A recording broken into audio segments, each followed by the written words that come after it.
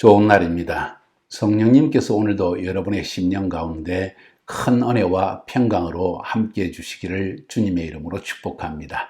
오늘은 잠언서 6장 12절부터 19절까지의 말씀을 통해서 여호와께서 미워하시는 것, 하나님이 싫어하시고 정오하시고 경멸하시는 것, 그게 무엇인가 하는 것을 우리가 한번 살펴보기를 원합니다. 잠언서 저자는 우리에게 하나님이 기뻐하시는 것과 싫어하시는 것을 우리에게 명백하게 여러 번에 걸쳐서 잠언 전체를 걸쳐서 말씀해 주시는 것을 볼 수가 있습니다.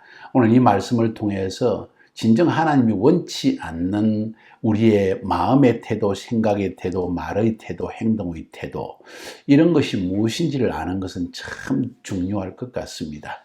그런 의미에서 우리는 매 순간 우리 자신의 모티브, 동기, 우리의 생각, 우리의 말, 우리 행동을 하나님 앞에서 바로 보면서 점검하면서 살아가는 것이 참 필요할 것 같습니다.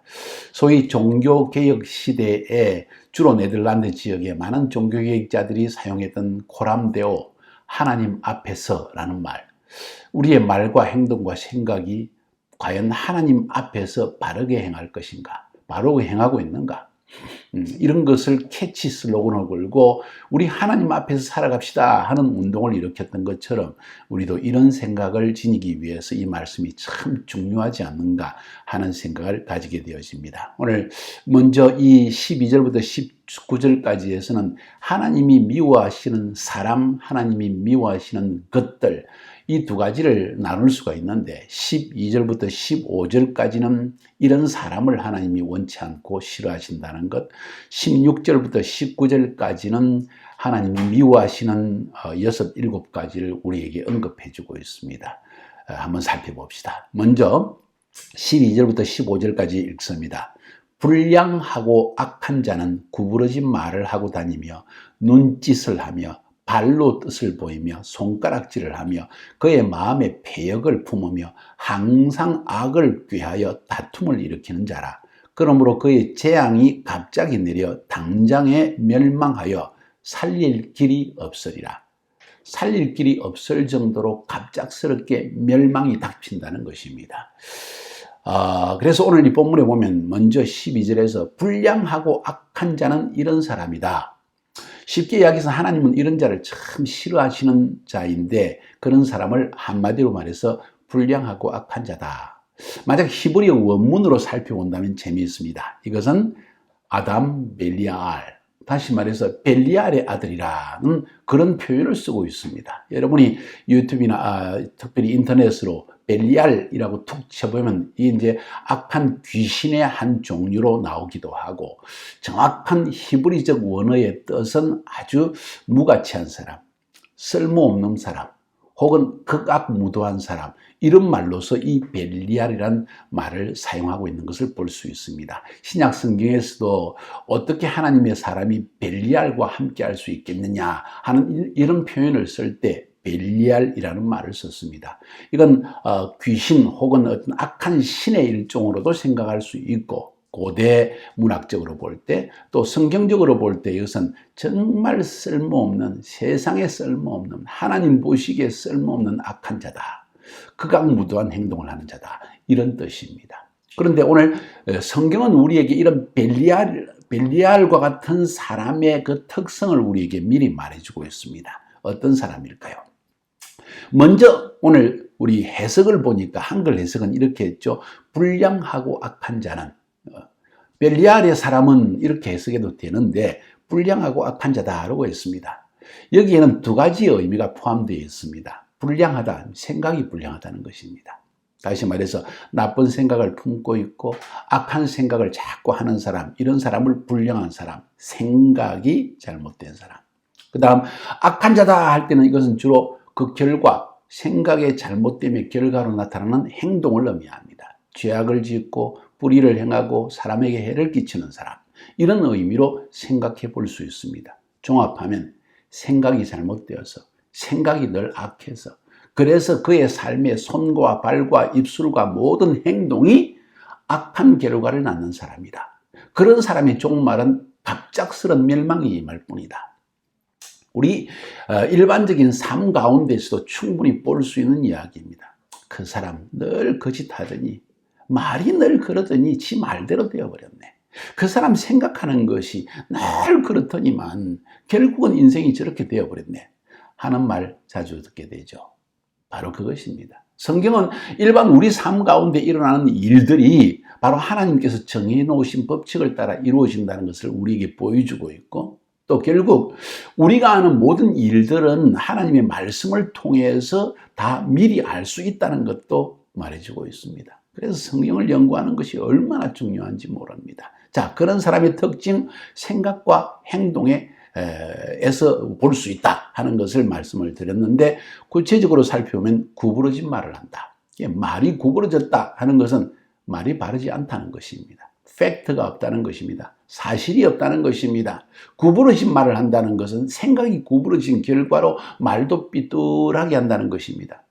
심지어는 듣는 사람이 무슨 말을 하는지 이해를 할 수 없도록 사실 있는 그대로만 이야기를 해도 예와 아니오를 분명히 하라고 성경은 가르치고 있고, 그렇게만 해도 우리는 이거 저 사람이 아니라고 생각하는구나, 맞다고 생각하는구나 하고 그 사람의 생각을 파악할 수 있는데, 이런 불의한 사람, 벨리알의 사람은 생각을 말로 정확하게 표현하지 않는 구부러진 말을 하고 다닌다.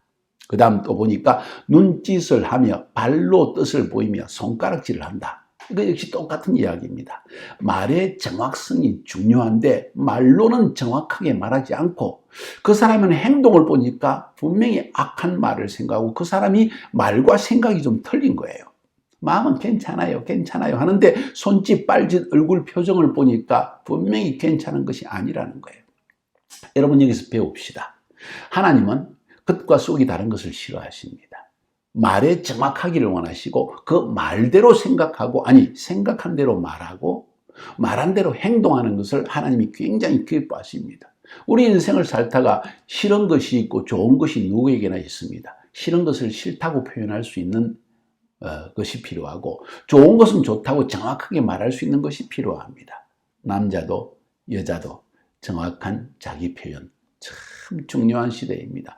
부부 사이에 왜 많은 다툼이 일어나는지 아십니까? 정확한 자기의 생각을 정확한 말로 표현하지 않고 정확한 행동으로 표현하지 않기 때문에 문제가 일어나는 것입니다.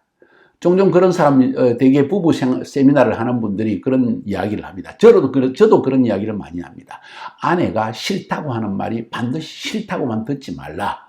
왜? 여자들이 종종 싫으면서도, 좋으면서도 싫다고 표현할 때가 있기 때문이죠. 근데 그것이 좋은 게 아닙니다. 싫은 것은 싫고 좋은 것은 좋다고 명확한 표현을 하는 것이 필요합니다. 그렇지 않으면 헷갈려요. 남자는 말하는 대로 이해하게 돼 있는데 여자들은 마음에 있는 것을 말로 정확하게 표현하지 않기 때문에 끊임없이 평생을 가도 남편이 이해를 못하는 거예요. 사랑하는 여러분, 말과 생각과 행동이 일치되는 것 중요하지 않을까요? 여기서 말하는 벨리알의 사람, 하나님이 원치 않는 생각이 불량하고 행동이 악한 사람의 가장 중요한 특징은 생각과 말과 행동이 다르다. 마음의 생각에 악을 가지고 있는데 말로는 그럴듯하게 말하면서, 그런데 구부러지게 말해서 무슨 말인지 알 수가 없고 행동을 보면 해를 끼치는 사람이다. 그 사람의 모든 이 악한 결과는 어디에서 나오는가? 오늘 보니까 마음에 패역을 품으며 항상 악을 꾀하여 다툼을 일으키는 자이다. 열매는 다툼으로 나타난다. 왜 다툼이 나타나느냐? 어쩌면 마음의 상처 때문에, 원망 때문에, 미움 때문에 일어날 수 있지만 결과는 다툼을 만들어내고 악을 만들어낸다는 거예요. 해를 끼친다는 것입니다. 자, 그런 사람의 종말에 대해서는 재앙이 갑자기 임한다. 여러분, 이렇게 말하지 마세요. 내가 상처받아서 그래요. 내가 원망스러워서 그랬어요. 저 사람이 나에게 어떻게 한지를 아세요? 알겠습니다. 이해는 하겠지만 말은 바르게 해야죠. 생각도 바르게 해야 되죠. 나의 감정의 표현도 정확하게 하는 것이 필요하지 않을까요? 만약 여러분이 삐뚤어지게 말하기 시작하고 삐뚤어지게 행동하기 시작하면 상대방은 그것을 이해할 수 없을 뿐만 아니라 당신도 계속 거짓을 말하게 된다는 사실을 인식해야만 합니다. 하나님은 그것을 기뻐하지 않고 당신을 벨리알이라고 칭한다면 그래도 계속하겠습니까? 그런 이야기죠. 첫 번째 부분입니다. 무슨 말씀인지 이해되시죠? 두 번째는 16절부터 19절까지 해서 여호와의 미워하시는 6, 7가지가 있다. 자, 여호와께서 미워하시는 것, 곧 그 마음에 싫어하시는 것이 17가지니 곧 교만한 눈과 거짓된 혀와 무지한 자의 피를 흘리는 손과 악한 괴교를 꾀하는 마음과 빨리 악으로 달려가는 발과 거짓을 말하는 망령된 정인과 및 형제 사이를 이간하는 자니라. 자, 이거 사실 하나하나 주제들이 너무 중요한 주제라서 다루자면 이거 7번, 8번 설교를 해야 될 수 있는 그런 내용이기도 합니다. 그러나 중요한 것 한번 살펴봅시다. 하나님이 싫어하시고 혐오하는 것이 있다. 아주 토하고 싶은 것이 있다. 이 하나님이 미워하시는 것, 마음에 싫어하는 것, 이건 하나님이 토하고 싶은 정도로 혐오하는 것이 있다. 하나님이 그토록 싫어하는 것이라면 하나님이 어떻게 행하실까? 우리가 그런 행동을 한다면 하나님이 우리를 어떻게 보실까? 고개를 딱 돌려버리신다는 것입니다. 정말 보기 싫구나. 하나님이 여러분에게 그렇게 행동하신다면, 그렇게 대하신다면 어떨까요? 여러분의 마음이. 하나님이 마치 나를 떠난 것 같은 그런 느낌을 받은 적이 있습니까? 그렇다면 한번 우리 자신의 말과 행동과 생각을 점검해 볼 필요가 있지 않겠냐, 그런 이야기입니다. 저는 나이가 들어갈수록요, 더 많은 데 집중을 하고 있는데, 이전에는 나의 인생의 200%를 사역에 집중을 해서 하나님의 말씀을 증거해서 사람들이 하나님을 알게 하고 예수님을 알게 하고 죄에서 구원받게 하고 이런 일에 온 신경을 다 기울였습니다. 지금도 마찬가지입니다. 성경 강의를 하는 목적이 많은 사람들이 이 성경을 통해 하나님이 누구신지를 알게 하고 그분이 기뻐하시고 그분이 원하시는 뜻이 뭔지를 알게 하는 것이 저의 성경 강의의 중요한 목적입니다. 그런데 나이가 들어갈수록 철이 들었다고 할까요? 저는 좀 더 나 자신에게 집중합니다. 나쁜 의미가 아니라 내가 하는 행동과 말과 생각이 하나님 보시기에 지금 바른가? 나의 지금까지 살아왔던 성격과 성품과 기질과 습관들이 하나님 보시기에 바른 것인가? 혹시 하나님이 싫어하시는 것은 없는가? 저는 하루에 아침 저녁으로 꼭 아침에 예배드리고 기도하고 저녁 때는 기도 시간을 1시간 동안 항상 기도를 하는데 그 시간마다 저의 기도의 제 넘버 1 첫 번째 것이 내 마음이 주님 앞에 바른가? 내 생각이 주님 앞에 바른가? 이런 것에 엄청 집중을 하고 좀 더 주님 앞에 깨끗하고 정결하고 바르고 의로운 삶을 살려고 노력하고 있습니다. 주님 앞에 갈 날이 가까운 것 같아요. 그래서 저 자신에게 더욱더 집중하는 것 같습니다. 자, 오늘 하나님께서 싫어하시는 6가지, 7가지를 이야기했는데 7가지죠. 정확하게 말하면 첫 번째, 교만한 눈이라고 했습니다. 교만한 눈. 여기 중요한 것은 교만이고 그 다음에 눈입니다. 교만. 이 교만은 주로 눈에서 나타납니다. 눈빛을 딱 보면요. 아주 교만이 철철 넘쳐 흐른다는 거죠. 눈빛으로 남을 비웃는 태도. 남의 모든 의견들을 무시하는 그거밖에 몰라 하는 그런 눈. 도저히 감출 수 없이 드러나는 것은 눈빛입니다. 그 사람의 눈을 가만히 들어가 살펴보면 그 눈빛을 보면 그 사람의 마음을 읽을 수 있다. 눈은 마음의 창이다. 그런 말도 있지 않습니까? 자, 이 교만한 사람을 하나님이 왜 싫어하는가? 자기가 하나님이 되어 있기 때문입니다. 자기가 모든 것을 판단합니다. 일종의 자기에 대한 우상숭배입니다. 내가 하나님이라는 거죠. 그래서 이런 사람은 아무도 가르칠 수 없고 성령님도 가르칠 수가 없는 사람입니다. 이 교만이 사라질 때까지 하나님은 함께 그 사람과 일할 수도 없습니다. 중요한 사실은 사람이 교만하기 시작하면 자기가 교만하다는 것을 알지도 못하고 옆에 사람이 교만하다고 은근히 이야기해줘도 깨닫지 못한다는 사실입니다. 교만, 하나님이 싫어하십니다.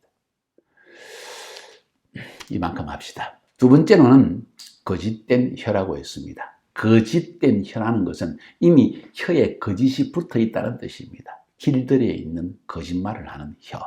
습관적으로 나를 속이는 자. 좀 더 다르게 제가 표현을 해볼까요?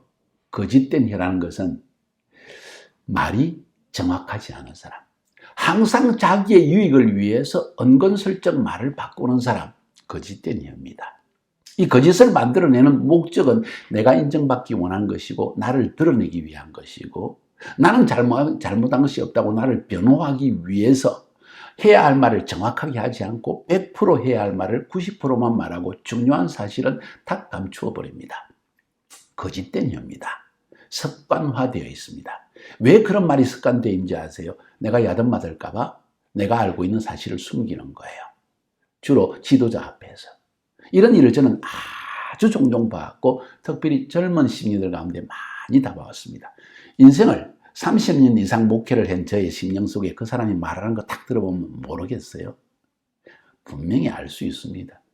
저 말을 왜 안 할까? 저 말을 해야 회개가 되어지고 자기의 마음이 하나님 앞에 바로 설 수 있는데 딱 저 말은 빼고 자기에게 이로운 말을 하는구나 하는 것을 저희는 느낀다는 거죠. 거짓된 혀입니다. 하나님 싫어하십니다. 예와 아니요를 분명히 하는 입술의 말 너무 중요합니다. 나에게 해가 될지라도 내게 유익이 없을지라도 사실을 사실대로 진실을 진실대로 말하는 태도 이것만 제대로 되어 있으면 사회가 이만큼 되지는 않았겠죠. 자, 다음은 무죄한 자의 피를 흘리는 손이다. 손이라는 것은 권세를 의미합니다. 내가 가진 권세로서 사람의 피를 흘린다. 이것은 악을 행한다는 것입니다. 하나님은 약한 자의 하나님이십니다. 권세를 잡은 자의 하나님이 아니라 약한 사람을 도우시는 하나님. 죄 없는 자를 죄 있다고 정죄하는 권세 있는 손을 하나님은 용서하지 않으시고 반드시 갚으신다. 아주 싫어하신다. 그 권세로 사람을 돕는 일을 하지 않고 사람들을 해하는 일을 하는 그 손을 하나님은 기뻐하지 않는다. 그런 이야기입니다. 이해가 되시나요? 그 다음은 악한 괴교를 괴하는 마음이다. 마음에 대해서 이야기하고 있습니다. 마음에 생각하는 것이 악이라는 거예요. 남에게 해를 끼치는 일입니다. 내 말과 내 행동을 다른 사람에게 해를 끼치고 나에게 유익을 주기 위해서 생각하고 머리를 곰곰이 궁리를 하는 거예요. 내가 이렇게 말하면 나에게 유익이 되겠지. 저 사람에게는 해를 끼치는 것이 되지만 나에게는 유익이 되겠지 하고 악을 꾀하는 마음. 참 위험한 사람입니다. 그 다음 빨리 악으로 달려가는 발이다. 이건 자기가 악한 일을 행하는 것을 생각해 보지도 않고 저지르는 사람. 악을 행하는 일에 발이 빠르다. 이 말은 발이 빠르다는 것은 실행을 빨리 옮긴다는 것이고 그 말은 신중하지 않다는 것이고 악을 행하는데도 불구하고 나에게 유익만 되어진다면 적시로 저지르는 사람. 길들여 있는 사람이라는 겁니다.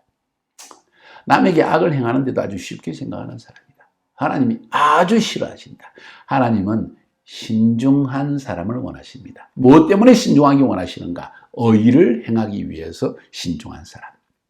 사랑을 행하기 위해서 긍휼을 베풀기 위해서 신중한 사람을 하나님은 기뻐하신다. 그렇지 않은 사람은 하나님은 토해내고 싶을 동안 정도로 역겨워하신다는 것 기억합시다. 그 다음 6번째로는 거짓을 말하는 망령된 증인. 이것은 재판정에서 공공적인 장소에서 모든 사람이 있는 공적인 장소에서 공공연히 거짓을 말하는 사람. 그래서 다른 사람을 위험에 빠뜨리는 사람. 아주 의도적인 거짓말을 하는 사람을 의미하는 것입니다. 이런 사람 하나님이 당장 내치십니다. 마지막으로 형제 사이를 이간질하는 자. 이것은 관계를 해치는 말을 행하는 사람. 좀 그렇게 말할까요? 당을 짓는 사람. 당을 지어서 저 사람은 나쁜 사람, 이 사람은 좋은 사람. 이런 왕따시키는 것. 이런 자를 하나님이 아주 싫어하신다는 것입니다. 나하고 좀 더 맞는 사람이다 이거예요. 내가 좋아하는 사람이고 나하고 문화가 좀 맞네. 이렇게 해서 그 사람과만 늘 당을 짓는 거 같이 만나는 거야 좋죠. 자기 문화와 맞고 자기의 체질과 맞고 수준이 맞아서 같이 대화가 되는 사람 만나는 건 좋은데 내가 원치 않은 사람을 그 사람과 만나는 자리에서 당을 지어서 그 사람을 격리시키고 이간질까지 한다는 것은 하나님이 아주 싫어하신다는 겁니다. 오늘 본문에서 하나님이 싫어하시는 것에 대해서 제가 한 7가지를 말씀드렸는데 빠른 속도로 제가 넘어갔습니다. 그것이 오늘 이 잠언서에서 6장에서 12절부터 19절까지에서 이 저자가 의도하는 것이었기 때문입니다. 한번 종합해 볼까요? 하나님이 뭘 싫어하실까요? 마음이 교만한 사람 되게 싫어하십니다. 성경 전체에 마음이 교만한 자를 하나님이 싫어하시고 미워하신다는 표현을 쓰고 겸손한 자를 하나님은 높이신다고 이야기합니다. 그 다음에 말이 정확하지 않은 사람. 그 말은 이 사람은 자기의 유익을 위해서 적극적으로 거짓말을 하든지 아니면 소극적으로 해야 할 말을 하지 않는 사람. 이 사람이 말이 바르지 않고 정확하지 않은 사람이다. 꼭 다른 사람에게 해를 끼치게 되어진다. 그 다음에 적극적으로 악을 생각하고 악을 말하고 악을 손발로 행동에 옮기는 사람. 당연히 하나님이 싫어하는 사람이다. 뿐만 아니라 공적인 장소, 재판정에서조차 거짓말을 해서 다른 사람에게 해악을 끼치는 사람.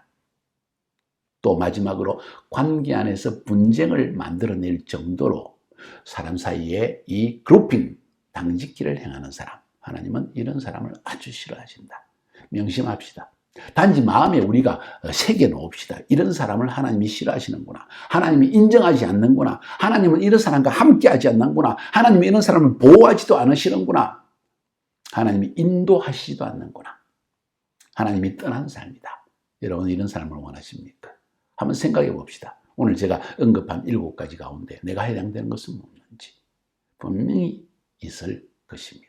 이것을 바로잡을 때 내 삶에 하나님의 인도하심이 나타나고 하나님의 보호하심이 나타나고 하나님의 사랑하시는 음성을 들을 수 있고 하나님의 축복을 누릴 수 있다고 저는 생각합니다. 승리하시기를 주님의 이름으로 축복합니다.